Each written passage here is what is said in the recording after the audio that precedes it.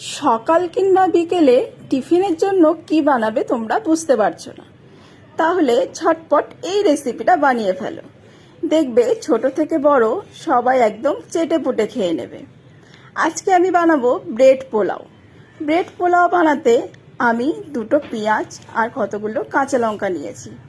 পেঁয়াজ আর কাঁচা লঙ্কাগুলো কুচি কুচি করে কেটে নেব। পেঁয়াজ কাঁচা লঙ্কাগুলো কুচি করে কাটা হয়ে গেলে এরপর আমি 4 পিস ব্রেড নিয়েছি। ব্রেডগুলো প্রথমে সাইড থেকে কেটে নেব। সাইড থেকে কেটে নিয়ে ছোট্ট ছোট্ট পিস করে সেগুলোকে কেটে রাখবো। আমি এখানে ব্রাউন ব্রেডই ইউজ করছি, তোমরা যে কোনো ব্রেড ইউজ করতে পারো। আমরা যেহেতু ব্রাউন ব্রেডটাই ইউজ করি তাই ওটাই দিয়েই বানাবো আজকে। এরপর আমি কড়াই বসিয়ে তাতে সাদা তেল দিয়ে দিলাম। তেলটা একটু গরম হয়ে আসলে তার মধ্যে ওই পেঁয়াজ আর কাঁচা লঙ্কা কুচি করে রেখেছিলাম সেগুলো দিয়ে দিলাম। পেঁয়াজ লঙ্কাগুলো ভাজা হলে একটু তার মধ্যে একটু লবণ আর হলুদ গুঁড়ো দিয়ে দেবো। পেঁয়াজটা ভালোভাবে একটুখানি নেড়ে নেব।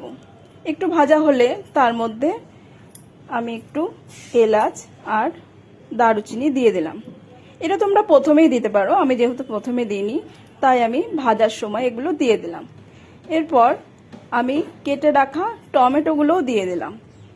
তারপর সবগুলোকে একসাথে ভালোভাবে নেড়ে নেব। যখন একটু নরম হয়ে আসবে তার মধ্যে আমি 1 চামচ চিনি দিয়ে দিলাম। এরপর কাজু আর কিশমিশ দিয়ে দিলাম। তারপর যে ব্রেডগুলো ছোট ছোট পিস করে রেখেছিলাম সেগুলো তার মধ্যে দিয়ে ভালোভাবে মিশিয়ে নেব।